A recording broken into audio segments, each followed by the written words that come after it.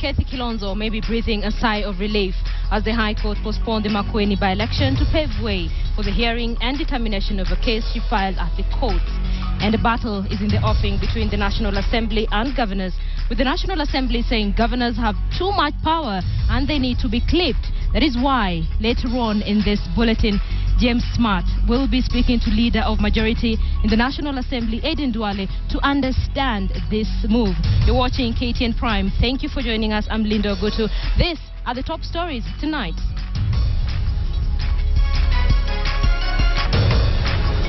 Putting 90 children in a 50-seater bus is negligence on the part of the school administration. Impunity and death. Are schools flouting transportation rules?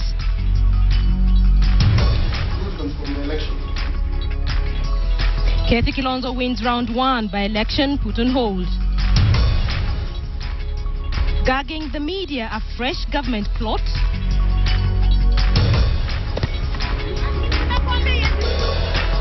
And step aside Messi, here comes the Kiambu soccer mom.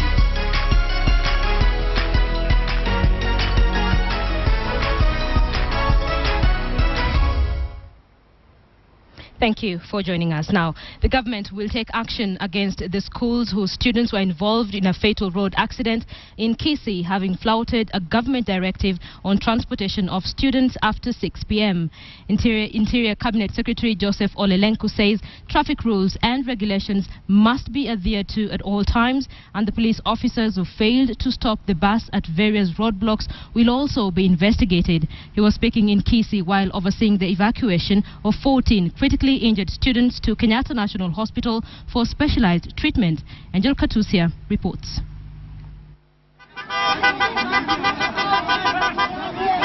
Wednesday 7 p.m. just as darkness fell, students and teachers from Marani Division in Kisii County began a journey to Nyamate Green Stadium for the annual second-term ball games, a destination they were never to reach. A few minutes past 7, the driver of a school bus that was ferrying the students lost control of the bus, veered off the road and rolled several times. Hakuna hata mahali wameweka pump, hata mashule yako hapa katikati, kuna daraja hapa chini, hakuna kitu kinaonyesha kwamba kuna daraja hapa chini. Hata kuweka ile mapati ya kuonyesha kuna kona iko hapa shapu. The scene of the accident so bloody. The driver of the bus, 1 teacher and 3 students died on the spot. Over 70 others were rushed to different hospitals in Kisii. 8 others, among them 3 teachers, died while undergoing treatment at the Kisii Level 5 hospital, bringing the total death toll to 13. Thursday morning, and as doctors at the Kisii Level 5 hospital, which received 56 victims of the accident, continued to stabilize the victims, and as parents streamed into the hospital to check on their children, a government team led by Interior Cabinet Secretary Joseph Olelenku arrived at the hospital to condole parents and students, as well as to oversee the airlifting of 14 students who were in critical condition to the Kenyatta National Hospital as directed by the President. The minister said action will be taken on the schools for transporting students past 6 p.m. against a regulation by the Ministry of Education. He also ordered the interrogation of police officers who allowed the bus to pass several roadblocks. The school administration cannot get away with this. You know, they must answer for it. Because to put in 90 children in a 50-seater bus is negligence on the part of the school administration. We have a transport policy of the ministry, particularly even transportation at night. What matters is for us to implement that policy. Around 4 p.m. Thursday, the 14 critically injured students arrived at the Wilson Airport on transit to Kenyatta National Hospital. Majority of them are expected to undergo surgeries. In the past, school buses have been involved in deadly accidents, prompting the Education Ministry to issue a caveat on transportation of students to be done only between 6 a.m. and 6 p.m. and that the school buses should not transport more than recommended number of passengers. This, another fatal reminder of a breach of the rule. Angel Katwise, KTN Prime. The High Court has postponed the Makueni by-election to the 26th of July from 22nd of the same month to pave way for the hearing and determination of a suit filed by Wiper candidate Kathy Kilonzo. At the same time, High Court Judge Isaac Lenaola has referred the matter to Chief Justice Willie Mutunga to constitute a 3-judge bench that will determine the case. But as some Oguttu reports, the going got tough for Kathy at the courts as she lost an application to have her candidature reinstated and the Electoral Commission stopped from preparing for the by-election. She might have slipped, but she has not fallen yet. Kathy Kilonzo got a slight reprieve at the High Court when it postponed the Makueni by-election until her case is heard and determined. The Makueni by-election will now be held on the 26th of July, a day to the deadline of the 90-day statutory period for holding a by-election in case a Senate seat falls vacant, instead of the initial date of the 22nd of July. Kathy moved to court in a bid to overturn IEBC Dispute Resolution Tribunal's decision, locking her out of the Makueni Senate race. High Court Judge Isaac Lenaola disqualified himself from the matter, referring the case to the Chief Justice Dr. Willie Mutunga to constitute a 3-judge bench that will deal with the case. Lenaola cited personal reasons for ruling himself out. Had not cleared the candidate, would not be here. Right. So I think everybody is to blame for the time cost. Right. So what I'm trying to say is we have limited time. It's 11 days to 22nd, and I'm trying to find a way in which the court can sit, make a decision before we flout at 101. That's what I'm trying to do. Nonetheless, Lenaola overruled Kathy on compelling IEBC to hold all election preparations and official campaigns for the Makueni seat. The judge ruled to have the process continue, but with IEBC's commitment to have Kathy's name on the ballot paper if the court ruling favors her. The motion is dispensed with. We shall go to the petition, and then we shall now postpone the elections 26th of July, and then preparation shall continue. And then what I will do, I'll then mention it on Monday before the 3 judges.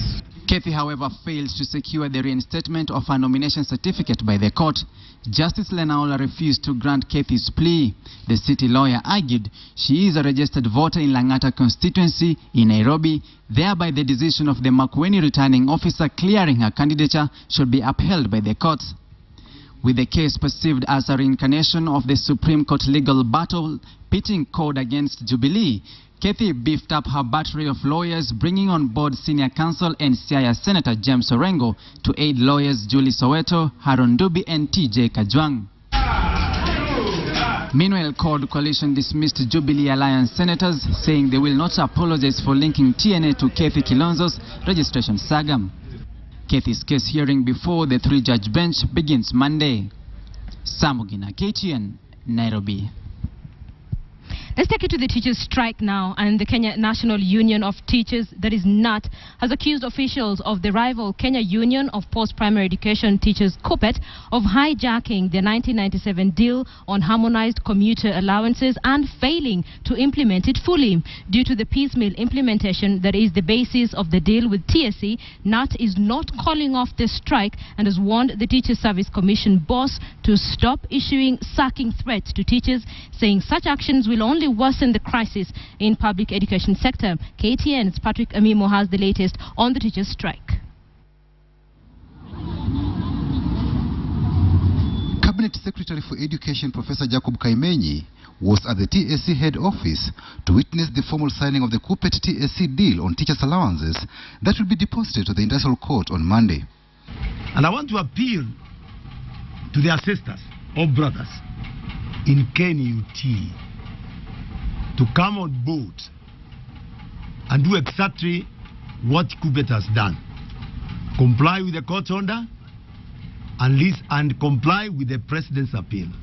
A few hours later at the head office, KNUT leadership issued a response.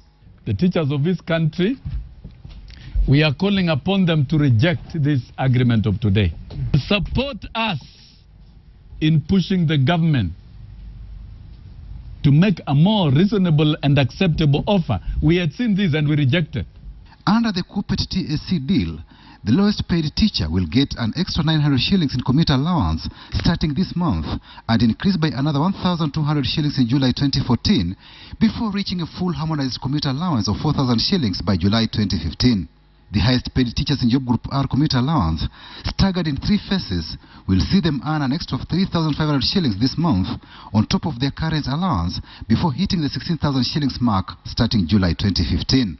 This one has been the best option in the circumstances. The best option in the circumstances because we cannot chase ghost allowances on the streets.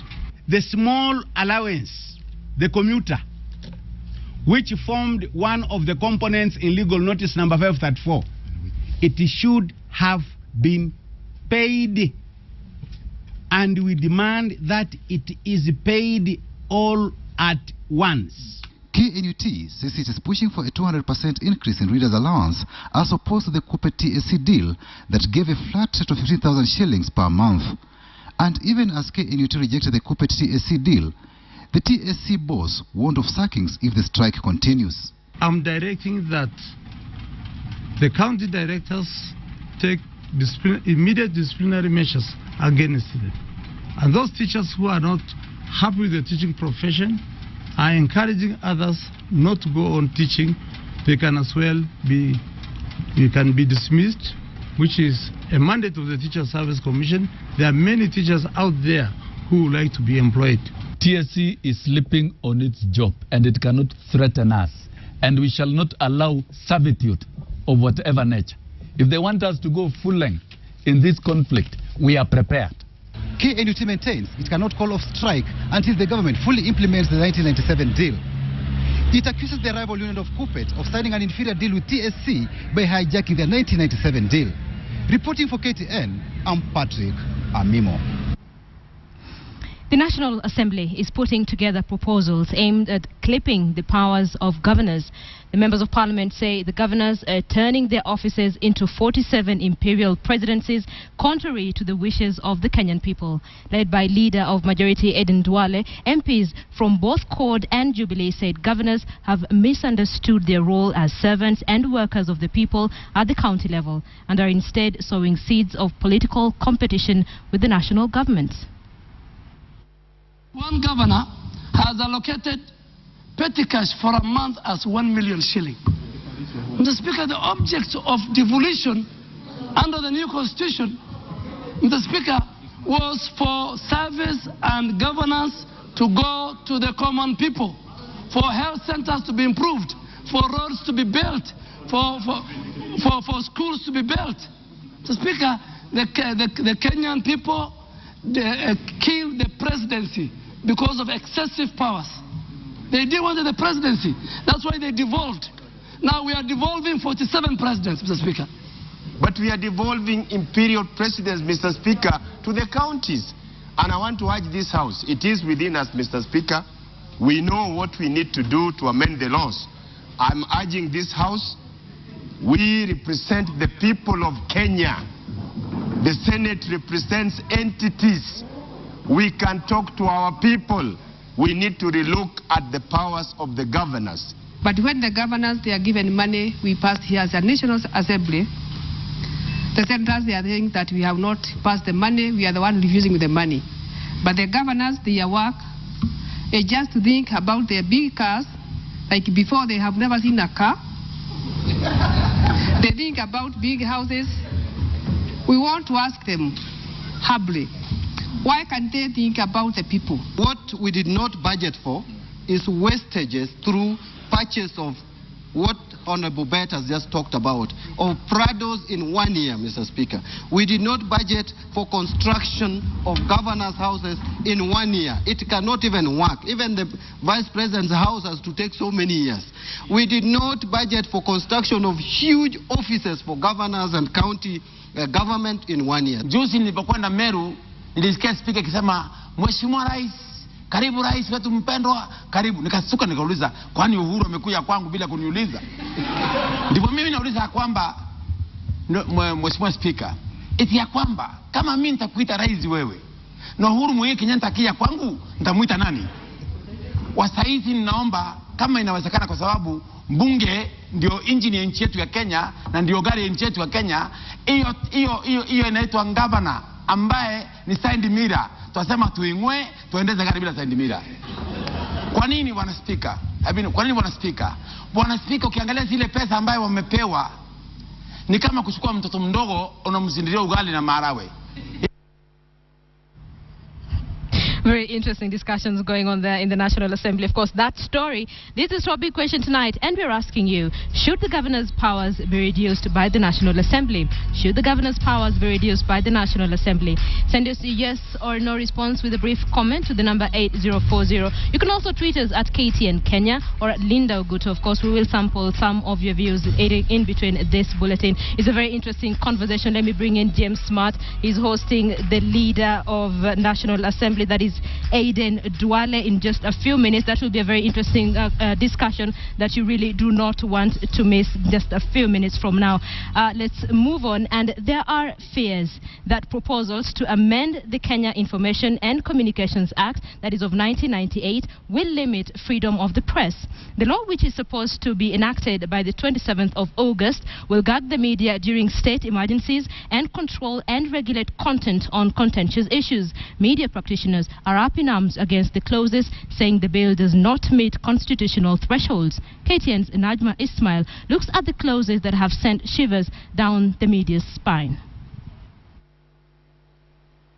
The two contentious clauses being drafted are Article 102B1 and 6E2, where the Information and Communication Amendment Bill 2013 states in Article 102B1, upon the declaration of a state emergency under Article 58 of the Constitution, the authority may give a directive to any communication service provider that their entitlement to provide communication services has either been A, suspended either generally or in relation to specific service, networks or facilities, or B, restricted or modified with respect to the provision given in the direction.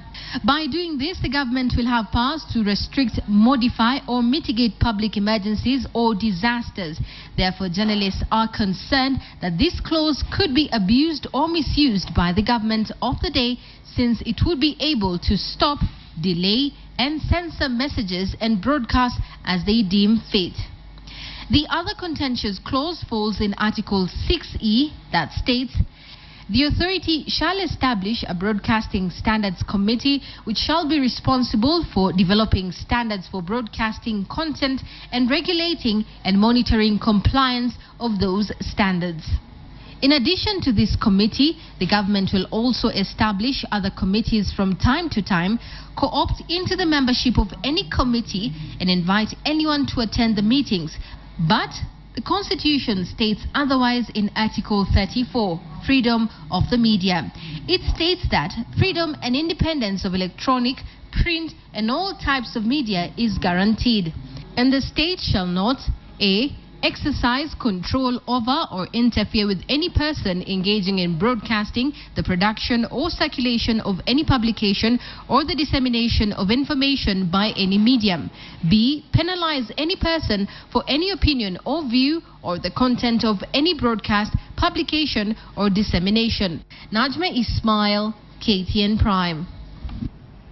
You're watching KTN Prime. Thank you so much for staying with us. Big question tonight, we're asking you, should governors' powers be reduced by the National Assembly? Of course, the members of parliament are saying the governors are turning their offices into 47 imperial presidencies, contrary to the wishes of the Kenyan people. They want the powers of the governors clipped. Even as you send in your opinion, let me bring in James Martin to this conversation. He's hosting the leader of majority in the National Assembly, Aiden Duale.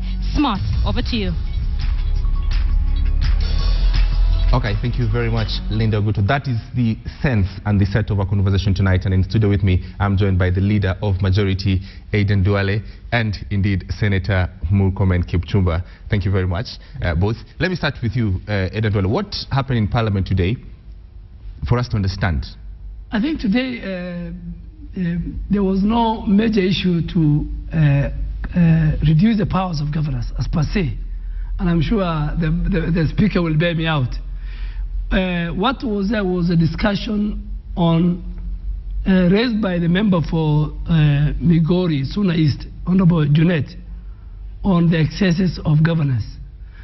And on the onset, I want to say that I represent a coalition that believes in devolution. 34.7% of the national resources are allocated to devolution, 210 billion. But we cannot run away from the fact that Kenyans went to a referendum. Kenyans asked for a new constitution, fundamentally to reduce and devolve the powers of an imperial presidency by then. Devolve powers to the county governments, to the judiciary, to the legislature. So the objects and the principles of devolutions, in my opinion, and as per the Constitution, Article 174, is that devolution was to devolve governance structure closer to the people, devolve resources. But what we see now is self-preservation, salutations. Governors are looking for salutations, number plates, diplomatic passports. You know, I don't think that was the object and principle of devolution. Let me just bring Senator Murkomen to this conversation. Where we are right now, do you feel the governors have misunderstood their mandate? Not really. First of all, I think the issues they were debating about number plate, diplomatic passport and so forth, they are entitlements of position of the level of a governor. So it's not things that we should be debating about, and it shouldn't even bother us. I think what should bother us most is whether the counties are prepared enough to run with devolution. We have more serious problems. Tomorrow morning, my committee of devolution and the committee of finance is meeting the Minister of Devolution and Planning and the government officials to discuss very serious issues. One, gazettement of functions that are going to go to the counties, the capabilities of the counties to hold those functions, whether or not transition to county government act has been followed when it comes to transfer of those functions, whether the transfer of functions is going together with the resources that are going to go there. So there are more integral serious issues, including capacity. You remember the Constitution in Schedule 6 provides that the counties must be, the national government must assist the county to build the capacity, and that's why the minister yesterday gave the assurance that they will do everything to ensure that that capacity is built. But that process of building capacity and transferring functions must be coordinated, those are the key and serious issues. You know, we haven't reached a stage, as I've always said, there are indicators in terms of the budgeting that show that there are some counties which have misplaced priorities. But if you go Isn't that not a problem? The problem with that, if you go to the detail, it's because of the county assembly. You remember budgeting is a function of county assembly. The capacity of the county assemblies we have in the country in terms of training and dealing with, because even if today the national government makes a mistake on budget, national government, the blame will go to National Assembly. That's why you have a more knowledgeable, experienced National Assembly that are able to move certain resources and agree with national government where they can. Now, the counties have two problems. One, they don't have expertise because they were supposed to have the capacity to do the budget. Then it meets new county assembly members who have never done budgeting in the rest of their lives. So those challenges are really more serious. Yeah. Let me bring you to this conversation. In terms of these issues that we're raising now, we now have about 210 billion that will already go to these county governments. Do you feel from where you sit that that money will be used properly, and that in fact the governors will devolve that money to what you're supposed to the intended purpose? I think it's smart. Let's get the basics. The basics under this new dispensation is principally the objects and the principles of devolution. We should not run away from it. And what the national government does, what the county government does in terms of resources and the budget, what a member of parliament will do in his, through his CDF, what a senator will do, and what a county women member of parliament will do, all they will do it for the people of Kenya. Yeah. So, I mean, we are not working, but we're having a problem. And I think members of parliament are not only talking about, and they are entitled, they are leaders of this country. As the senator has said it, I think a replica of the National Assembly is the county assembly. And they have the three major roles, just like the National Assembly. Oversight, legislate, and represent. And I think where we go wrong is that we want to treat the county assembly just like the former councillors. That's the problem. That is where the problem is. So how do you correct that? How do you correct this? And I think that's why I said it today, that the county assembly should not see themselves as stooges, as people who are nothing in the county devolved system of government. They play exactly what the National Assembly do. And I think we need to build the capacity of the county assembly. We must have a budget office at the county assembly. Because what is the essence? Now, if you look at, if you go to a town like Nakuru, Naivasha, where there is a governor's conference, you'll have 47 vehicles with different number plates, with flags, with salutations. I mean, there are problems. But devolution is all about devolving governance. Devolving governance, bring it from the center. That a county, the reason that county can access that. Fundamentally, the other issue that came up today is that Senate is supposed to do the county allocation.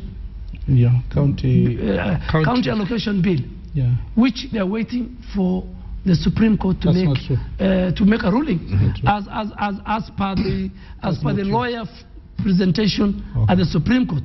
What Kilukumi said, the prayers he sought. Here again, the director of budget is receiving budgets from counties. So in our opinion, we see there's a lot of confusion. And in that confusion, the Kenyan people must be told in black and white that the objects and the principles of devolution must be protected at any cost. We have an obligation, is a constitutional mandate, that devolution was a key principle in the quest for a new constitution. Can I say something, James? There is a principle in Senate, in the standing orders of National Assembly and the Senate, that says that we must conduct ourselves with a lot of respect. Even when I'm talking about National Assembly or the Senate, have to be constrained in what I'm saying. And I don't want us to reduce ourselves to a situation where we just bash the county governments. We must first, I've worked with this process through the task force and then now with the privilege of working the Senate and chairing the committee. There are real problems of capacity. The reason why this capacity problem is because transition authority was not set in place in good time, because that was their work. Now they are even saying, and we're meeting them tomorrow to verify, they're saying they have challenges of resources. By the way, I have read in newspaper, and I don't think that is true, that some people are saying transition authority is an organ of national government. It's not. Transition authority is an organ of both national and county government, supposed to midwife devolution, to assist, build capacities. But they weren't given resources. It wasn't put in place in good time. So the counties are suffering because our role, the role of national government, was to build capacity of the counties. And no one will, if counties never work, national government cannot blame, cannot say we have solved ourselves of blame. Do you feel that the national government is assisting in that process? They are doing, but it has been slow. It has been slow because of the entity that's called Transition Authority was not facilitated in good time. And this is not a problem of this government of 3 months. It has been a long-term problem because it's supposed to be prepared 1 year ago. Right. And that's the problem. Second is to be very cautious, to say that we must not divert attention from the issues. I mean, having a vehicle with whatever kind of number plate and a flag and so forth, for me, are small problems. It's not a problem. It's not a problem. Right. The main problem is, for me, being able to enable the county governments to build the development that we want. Last, the county allocation of revenue bill, and I think I want to inform my colleague that he knows very well that the law, and if we have read the Public Finance Management Act, we have about 1 month to pass the county revenue allocation bill. But we've decided that we expedite. We've reduced the time for second reading, so that next week it can come for third reading, and perhaps we pass it within next week.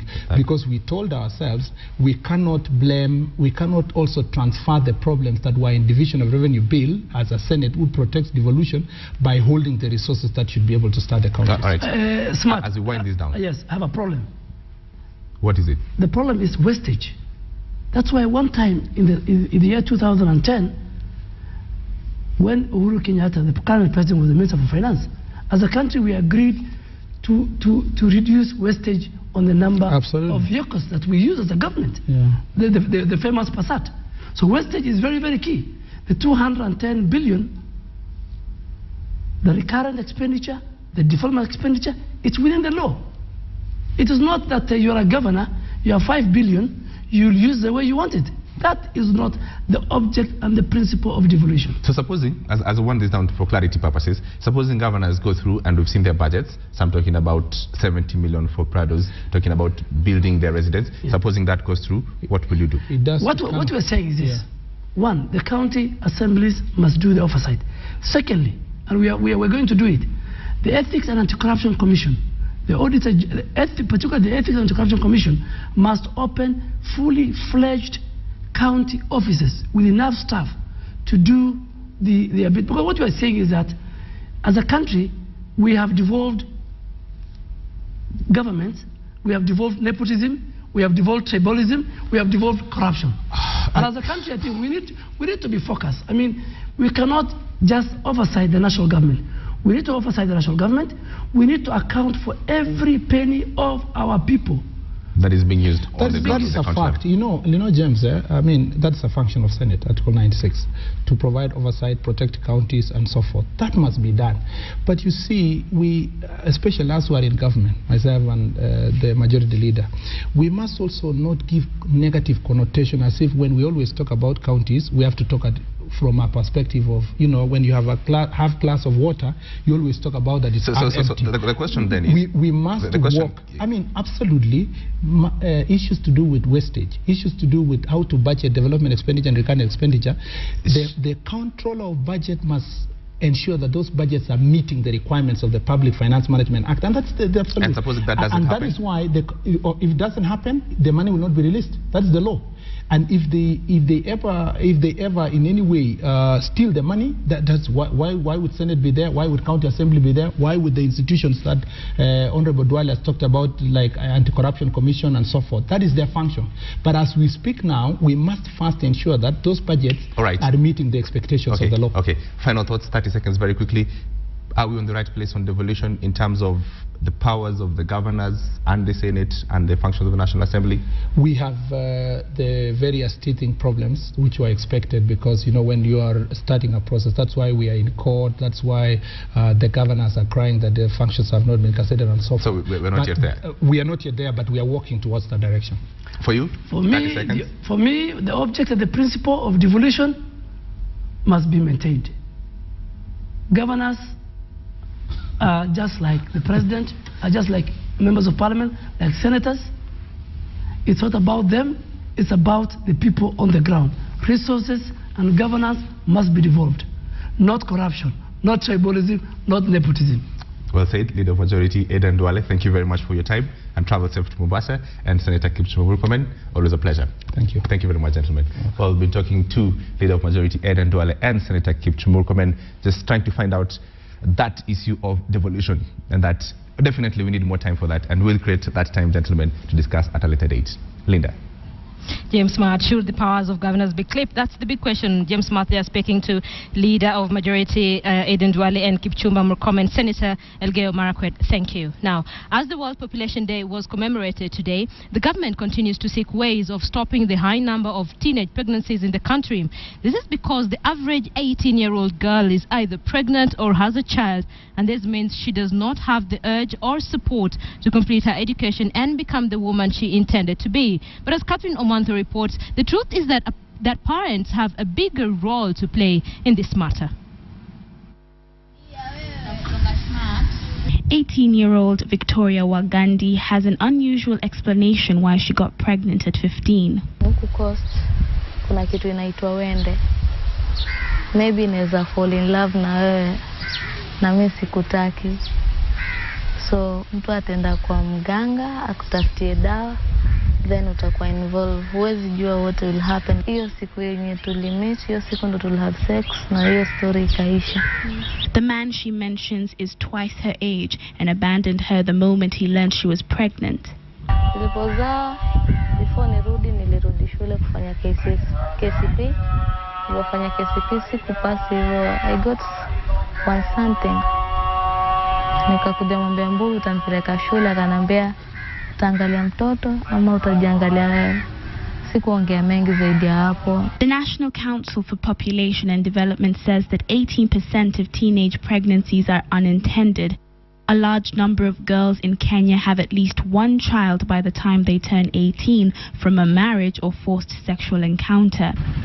Very few of these girls ever go back to school. Mimi kurudi shule, I've been working Mpesa sasa niko na kama miaka 3 ili kurezia mtoto wangu. So sidhani kama niweza rudi shule nikaconcentrate.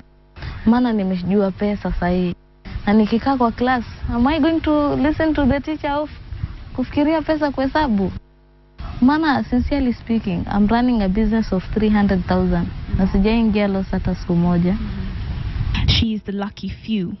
Other girls in her situation are usually forced into commercial sex work. Hakuna kula, hakuna pesa za kusoma, hakuna vitabu, hakuna kila kitu. So, utafanya nini? Inabidi sasa uji-involve kwa mambo zingine ambazo haziko. Rehema is also 18 and has 2 children. Her mother married her off at 13. Mimi hata singekubali, lakini vile alikuwa ni kama alidanganya. The theme this World Population Day is adolescent pregnancies, with sexual interaction happening even before a girl turns 15. The number of unwanted pregnancies is on the rise, and the National Population Council is looking for ways to manage the situation by convincing girls to stay in school and not have to learn this lesson the hard way like Rehema in Victoria. Siwezi. Vile leo na maisha, siwezi nikaolewa tena. Sasa nibaki tu nitafuta nilewa nao. Taiko intention yangu kuzaa. It's like I'm regretting to be a mother, but I thank God. I never know what God plans. Lazima ni accept venye iko. Parents talking to their children about sex and sexuality in the coastal region is a taboo, but in this particular situation, it seems that reality is overriding tradition, and this is no longer a situation where tunaomba serikali, but rather parents needing to take the matters into their own hands and teach their children about sex and sexuality to protect their girls who are under 18 and getting pregnant. Catherine Omwando from the county of Mombasa. Staying with matters population and poverty, lack of sexual awareness and rape are some of the factors that lead to early pregnancies among Kenyan adolescents. As the World Adolescents Day was marked, Sophia Wanuna focused on Chepkurur Primary School in Mount Elgon, a school that has in the recent past recorded some of the highest numbers of early pregnancies in the country. Take a look. She is 13 years old and 7 months pregnant. She lives in this makeshift house with 9 other family members. In 2 months, 10 people will call this home after she gives birth. Fatma, not her real name, was impregnated by a boy at school. She's set to sit her final examinations at the end of this year. Fatma will be among 32 others sitting their KCPE at Chepkurkur Primary School in Mount Elgon. A bright student, most times topping her class, school has become an escape for her. Since back home, her parents use the house to brew alcohol. Baba ndiye anakunywa pombe, lakini mama hakunywi pombe, anaosa janga. Hasa watu wanajaa hapo, wanapigana, kelele, hata hakuna benye unasome. Wakati wa jioni wanarudi kule nyumbani, na kule nyumbani hali si nzuri sana ya kuweza kuwaweka wale wasichana. The headmaster at her school, Zakayo Ndiema, has encouraged most of the girls like Fatma to continue with their studies despite getting pregnant. He's also trying to take action against the perpetrators, especially in cases where the girls were raped. Wale wengine ambao hatujawaregesha bado tunafanya juhudi tukisaidiana na chief. Kuna vitisho kwa sababu mtu akiona anaenda kufungwa pengine miaka 20 na zaidi, lazima atoe vitisho pengine kuhusu maisha ya mtu ama vitisho kwa njia ile nyingine. It is a school that has been in the news in the past, having one of the highest numbers of early pregnancies in the country. Earlier this year, 6 girls were pregnant, aged between 12 and 15 years. Nikaendanga kibarua ndio nilipa shule, lakini kwa saisi mama aliweza kuuza pombe tu ndio nikaweza kulipa shilingi 1,500 hata sijamaliza school fees. The high rate of early pregnancies in the area is caused by the high levels of poverty, and with lack of family planning, they have large families and limited space to accommodate them all. Hawajapata ile uwezo ya kujenga nyumba. Utapata kwamba kuna nyumba ndogo tu ambayo haitoshi wanafunzi, haitoshi baba na mama pamoja na wale watoto. Na hiyo inamaanisha kwamba wale wasichana watatafuta mahali pa kulala. It is a desperate situation for girls like Fatma, but she's determined to forge ahead. Nimependa kurudi kwa shule na nimependa kuzaa mtoto wangu na apage nyumbani na ndarudi kwa shule, kwa sababu mimi ningekuwa ninasema ila sijiwezi kwa shule ningekaa nyumbani, lakini kwa shule najiweza. Sophia Wanuna, KTN. Right, a woman identified as a Saudi princess was arrested and charged with human trafficking after a Kenyan woman who had been working for her in California managed to escape and alerted the police. The 30-year-old Kenyan is said to have flagged down a bus where she told one of the passengers she was a victim of human trafficking at the hands of 42-year-old Michelle Alaban. The Kenyan alleged that she got the employment to Saudi Arabia through a Kenyan agency where she was promised 129,000 shillings a month, working 8 hours a day for 5 days a week. She, however, says that Alaiban only paid her 18,000 shillings, forced her to work every day for up to 16 hours a day. She also said that her employer confiscated a passport, which she got back to facilitate her travel to the United States, where she has been working. A U.S. judge set bail for Alaiban at approximately 430 million shillings and required her to submit to GPS monitoring. He also banned her from leaving the country without permission. 4 other women were found in Alaiban's house, although police say there was no indication that the women were physically abused or forcefully restrained. Now, battered husbands can now seek refuge at the Nyeri Provincial General Hospital following the launch of a gender violence recovery center at the hospital. It has emerged that many men who are victims of domestic violence do not seek help when they need to and continue to suffer in silence emotionally and physically. The recovery center is open to women as well. Carol Derry has that story. Very few men come out in the open to report cases of gender violence meted on them, in spite of this happening to men too. Kufungua macho nikaona tu ni panga inanikata. Nikamuuliza unataka kuniua? Vile alinipidua nikajikuta tu niko chini na nimevunjika mguu. Mimi niliamshwa na tu akaniambia mama ndio amefanya hiyo kazi na ametoka nje. Sasa mtoto tu alikuwa analia. As evidenced by the cases that have been highlighted by the media, Charles Girenji, the Cabinet Secretary for Health in Nyeri County, expressed regret that there were many cases of gender-based violence, but most of these cases usually go unreported. Violence in Nyeri, gender-based violence, it is true it's there, but it's not unique to Nyeri alone. It is everywhere else in Kenya. It's only that probably the reporting is not in time, if not on time. Speaking during the launch of a gender-based violence recovery center at the Nyeri Provincial General Hospital, it was noted that although Nyeri County has been in the public limelight for gender-based violence against men, most of the victims shy away for fear of ridicule. However, they cautioned against stereotyping Nyeri as a center for husband battering, as this is happening in other parts of the country as well. This is a national issue. It is not only to say that men are the only ones who are battered. It is only that this is the regional referral center, and we are mandated by the Ministry of Health to spearhead the services in this region. So it has nothing to do with what is reported of men being battered around the region. It is a center that is going to cover everybody. The Rescue Center is a project undertaken jointly with the Liverpool Voluntary Counseling Testing Center. In the last 3 months, we've seen about almost 300 cases, and that for us was a sign that it's a high volume problem and we need to tackle it. And the more we talk about it, the more we see cases coming, and especially coming early. Similar centers have also been established in Nakuru and Kisumu counties. Men who are victims of gender-based violence now can seek refuge here at the recovery center at the Nyeri Provincial General Hospital, and they need not fear coming out in the open to seek help, as it is now within reach. Carol Derry for KTN in Nyeri. Kenya Re and the Standard Group today launched the second phase of the Nikofiti Ability Beyond Disability campaign that helps improve the quality of life for persons living with disabilities countrywide. The launch saw the flagging off of a caravan that will visit the counties to promote the campaign. Charity Kimani has more on the initiative set to transform the lives of thousands of persons living with disabilities. According to the National Survey for Persons with Disabilities, about 4.6% of Kenyans experience some form of disability.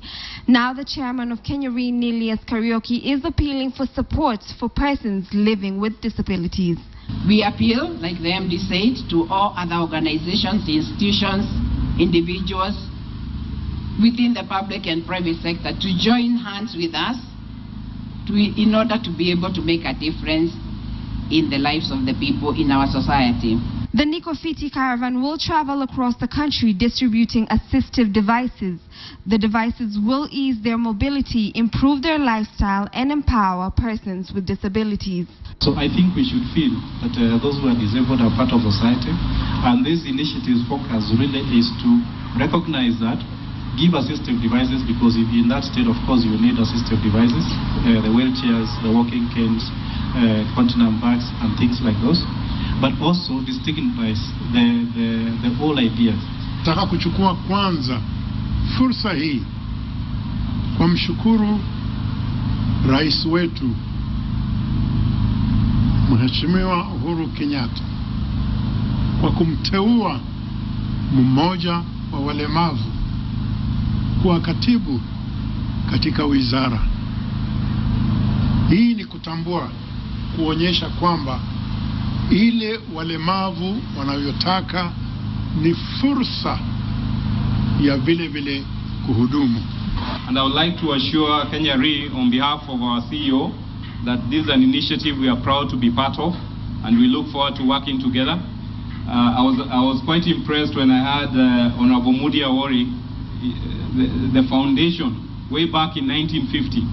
And that just teaches that initiatives like these, we shouldn't look at them as an event. It's something that ought to be in our hearts, that we need to feel, and it's a lifelong journey. The caravan flagging off today was the first of 3 expected to run until December. Today the road trip went to Roiro, then to Karatina in Nyeri, where they donated equipment and devices such as wheelchairs. Tomorrow they will proceed to Meru and Embu, then to Kirinyaga for the awareness campaign. Charity Kimani, KTN, Nairobi. All right, tonight on The Frontier, we give you another side of Kiambu County, where women there are known for their domestic dominance. Mashirima Kapombe visited the county and found women, some even in their 50s, indulging in a game of soccer as a daily routine, not just for fun, but to keep fit and remain young. Some even hope to play just like Ronaldo or Messi before age catches up with them. Take a look.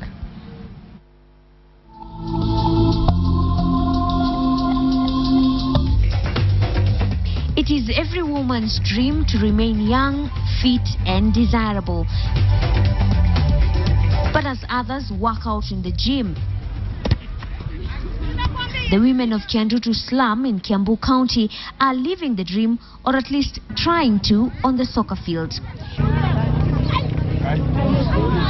Here, women in their late 20s all the way to those in their 50s meet daily at 5 p.m. for a game of soccer.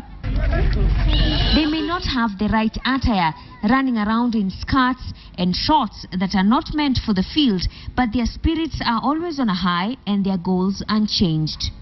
Mimi nafikiria mimi ni mzee lakini sasa sitaki kuwa mzee, nataka kuwa msichana sasa. Nikianzia kucheza nilikuwa na kilo mingi. Lakini kwa sasa hii nasikia mwili umepungua kiasi. And it has not been an easy task. During the game, they fall and get hurt just like everybody else. That does not deter them though. As they get back into the field after halftime, each with even more drive than before. But the coach says it has not always been like this since the idea was mooted in 2011. Mabwana zao imechukua muda mrefu wao kuelewa kwa kina mama anafanya nini hapa. Hatukosanangi kwa sababu sipotezani mataimu zake na Most of the women in the team have children who are old enough to take care of themselves. Some, like Josephine, however, have to juggle between the game and motherly duties.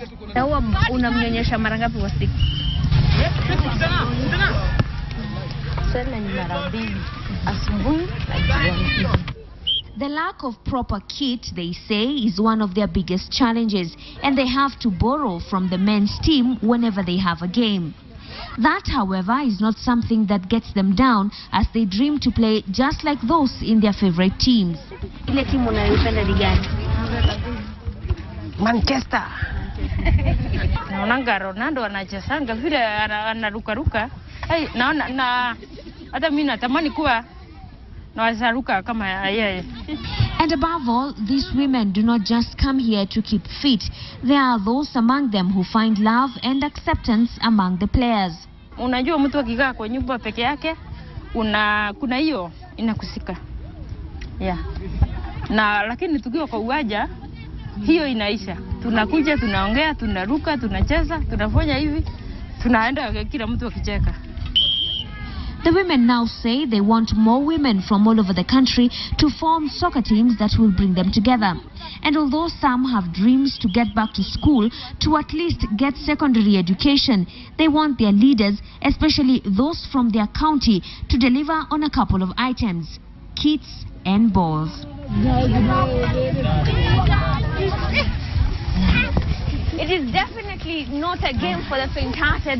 And even as I warm up for the next game with these women who are much older than I am, it makes me think that perhaps I need to join their team and work on my fitness. Mashirima Kapombe, KTN, in Kiandutu, in the county of Kiambu.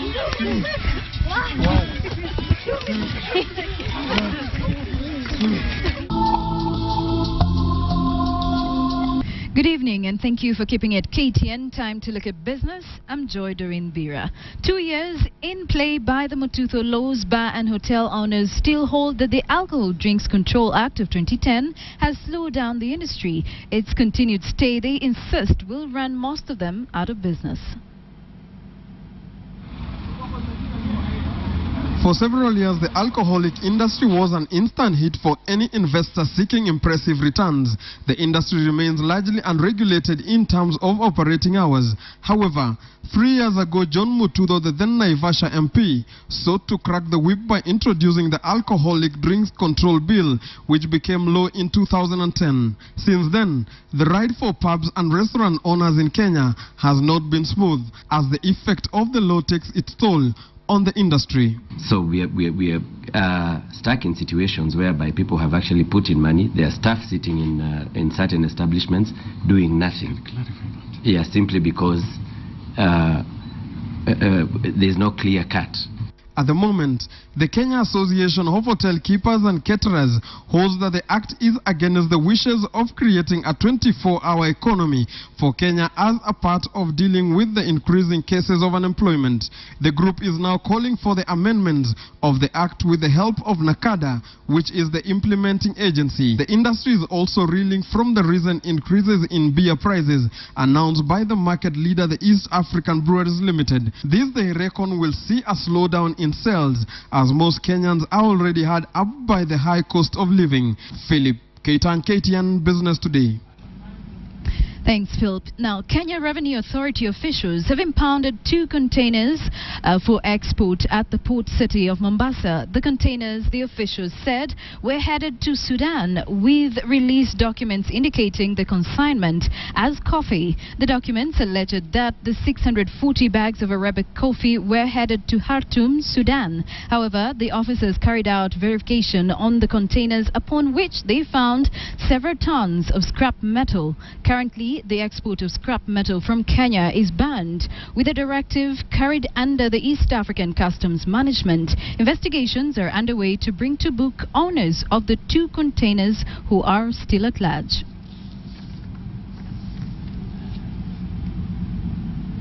And still keeping it with business, 5 years into operations, Telkom Kenya, popularly known as Orange, is yet to break even. However, the firm says it is now on course for a good run and expects to record its first profit in 2016. Adelaide Chengole has details. 5 years after the Orange brand was launched in Kenya, the firm is yet to break even. Instead, Orange, born out of a marriage between state-owned Telkom Kenya and France Telecom Group in 2008, has been raiding its shareholders' bank accounts for funds to stay afloat. Telkom Kenya says the loss-making streak has been the result of cutthroat competition and the high capital regime characteristic of the local telecom market. When you pay 360 million shilling for guards to guard your infrastructure, it is cost. When you pay 250 million for lawyers, for litigation, it is a cost. The company also says the high interest rate regime endemic in the country has been a hindrance to their development. Our financing cost is too high, meaning when you pay 70% interest to the banks, it's a huge. Orange, which owes 7 billion shillings to 2 banks, is currently seeking an 8 billion shilling bailout from its shareholders. The firm says the bailout, which will be the second in as many years, will be used to cover operational costs and build on the firm's infrastructure. Telkom Kenya hopes the plan will lift it out of the red, allowing it to break even next year and hopefully post profits by 2016. We hope to be EBITDA positive in 2014 and 15 and become profit positive in 2016. Only time will tell whether these efforts will be enough to change the fortunes of the beleaguered Telkom Kenya. Adelaide Chengole, KTN Business Today. The International Finance Corporation has extended a $5 million trade facility to FinaBank to facilitate its cross-border trade. Under the deal, IFC's global trade finance programs will guarantee the payment. And FinaBank will, in addition to the funds, also be able to tap into the risks mitigations as provided by the IFC arm. Currently, over 10 Kenyan banks are already part of the IFC program that has seen close to $40 billion worth of trade facilitated globally. The Global Trade Finance Program was launched by the IFC in 2005 and is spread across 40 countries.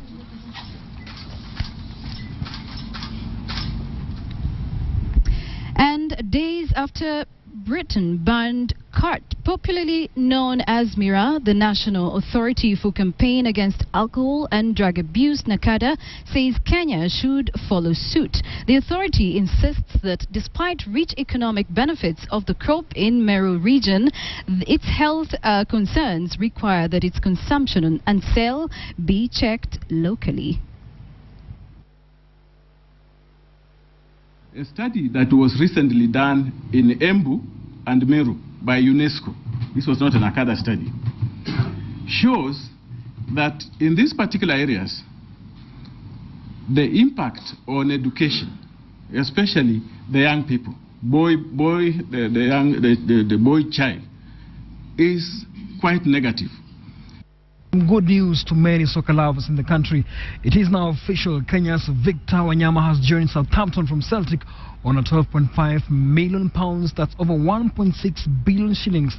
The 22-year-old Harambee Stars keeper who joined Celtic from Belgium club Beerschot in 2011 has agreed a 4-year deal at St. Mary's.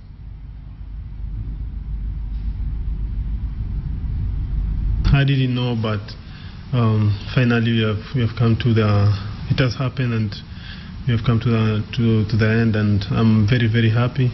I'm delighted to be here. Was it always going to be Southampton for you? Did you have other options this summer? There have been other options, but you know, Southampton is a club with ambitions, and then I chose to come here. Did they have a hard job to sell you, Southampton, or as the progress the club has made sort of sells itself to you? It has been hard, you can see from the negotiation, but I thank God, and I'm just happy to be part of Southampton's squad. The third leg of the National Amateur Boxing Championship started this afternoon in Nyeri Town, but as much as the pugilists will be keen on scoring points, they'll also be very careful not to soak up heavy punches on their bare heads. The Association of the International Boxing Authority has ruled that amateur boxers will from now going forward box without helmets, a feature that has been associated with amateur boxing. 56 boxers from 9 teams have taken part in the tournament that will be used to select teams to represent Kenya in the year's 3 consecutive tournaments in Rwanda, Mauritius and Kazakhstan. Kenya Defence Forces, Kenya Police and Prisons are among the teams participating in the Nyeri boxing. Boxers and officials who spoke to KTN during the pre-event preparation said they'll abide by the new rules.